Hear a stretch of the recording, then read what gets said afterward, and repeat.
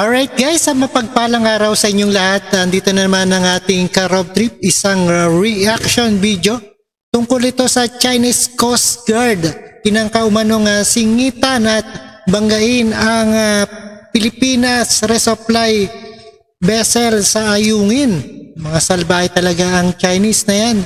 At naging matagumpay ang panibagong resupply mission sa mga tropa ng VRP Sierra Madre sa Ayungin Shoal sa kabila ng tangkang umanong pangsingit at pagbangga ng Chinese Coast Guard sa mga barko ng Pilipinas. At panoorin po natin dito kay Senator Mike Zubiri. At no further ado, let's do this guys. Thank you and please support Road Trip. Please subscribe this channel and bell all nyo na rin. Salamat guys and watch this. Paalala ang Senate President na kailangan pa rin mapagmatsyag at maging maingat mula sa pagtatangka ng China na pagharang sa karagatan ng Pilipinas. Nakahanda rin anya ang Senado na asistehan ng AFP at PCG sa kanilang budget upang mapagbuti ang depensa at maipagpatuloy ang pagprotekta sa bansa at mga Pilipino.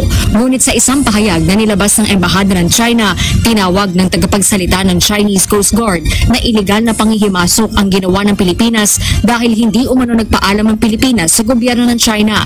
Anya, binalaan umano ng Chinese Coast Guard ang mga barko ng Pilipinas at epektibo umanong na-regulate ang mga ito.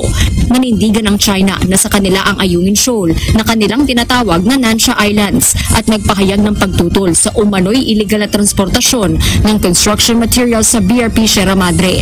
Wala pang bagong pahayag ang Department of Foreign Affairs, ngunit una na itong nanindigan sa karapatan ng Pilipinas sa Ayungin Shoal at hindi anya kailangan ng Pilipinas na kumuha ng anumang permiso mula sa ibang bansa para magsagawa ng resupply mission para sa mga Pilipinong sundalo sa BRP Sierra Madre. Harleen Delgado, UNTV News and Rest. Alright, yan ang pangyayari. Buti na lang naging matagumpay ang panibagong resupply mission.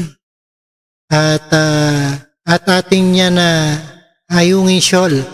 At meron tayong pinahawakan dyan. At maraming salamat sa inyong lahat. At peace out guys.